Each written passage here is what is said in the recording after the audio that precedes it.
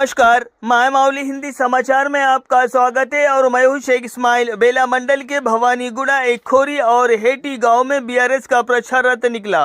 प्रचार गाड़ी आगे केसीआर के गुण गा रही थी और नेता और कार्यकर्ता बीआरएस के विकास कामों की प्रशंसा करते हुए नजर आए और केसीआर के विकास कामों को गिनवाया और उनके फायदे सुनवाए।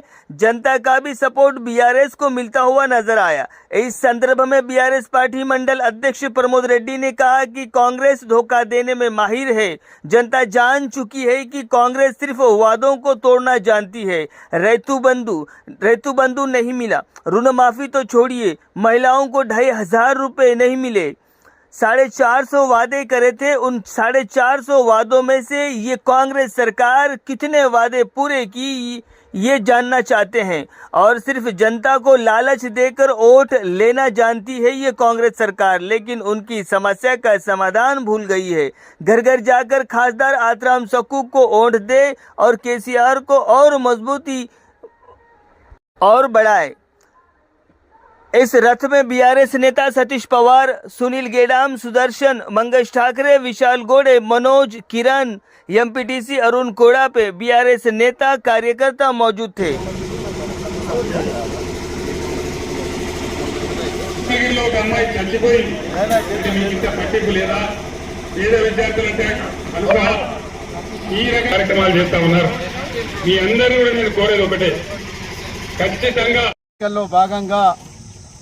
ఆదిలాబాద్ పార్లమెంట్ అభ్యర్థి ఆత్రాం సక్కు గారి తరపున ఎన్నికల ప్రచారంలో భాగంగా ఈరోజు భవానీగూడ, ఏకోరి, హేటి గ్రామాలకు బీఆర్ఎస్ పార్టీ నాయకులందరం కలిసి ప్రచారానికి వెళ్ళడం జరిగింది.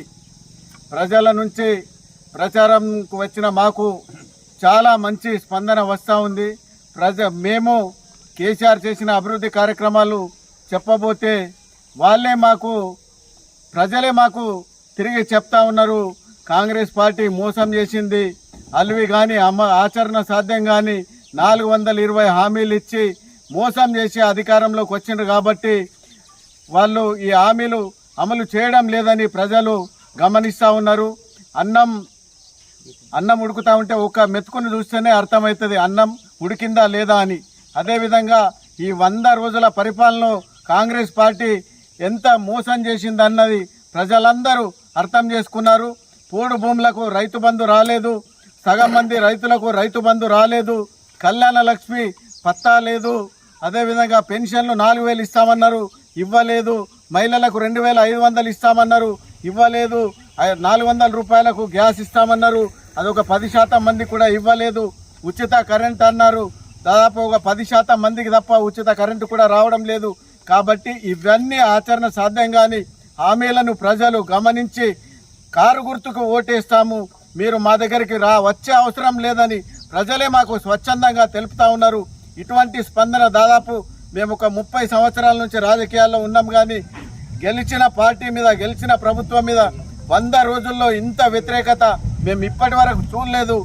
ఖచ్చితంగా బేలా మండలం ప్రతి గ్రామంలో విపరీతమైన స్పందన ఉన్నది. దాదాపు 70-80% ప్రజలు కారుకు ఓట్లేయబోతున్నారు. మాకు చాలా సంతోషంగా ఉన్నది. భారీ మెజార్టీతో బీఆర్ఎస్ పార్టీ అభ్యర్థి ఆత్రాం సక్కు గారు గెలవబోతా ఉన్నారు. ప్రజలు ఇదే చైతన్యాన్ని ఓటు రూపంలో కూడా కొనసాగించి ప్రతి ఒక్కరూ ఓటు వేసే విధంగా మన కార్యకర్తలు, నాయకులందరూ కష్టపడాలని కోరుకుంటూ ఆత్రాం సక్కు గారిని గెలిపిద్దామని కోరుకుంటూ జై తెలంగాణ, జై తెలంగాణ, కేసీఆర్ నాయకత్వం, జోగురామన్న నాయకత్వం, ఆత్రాం సక్కు నాయకత్వం.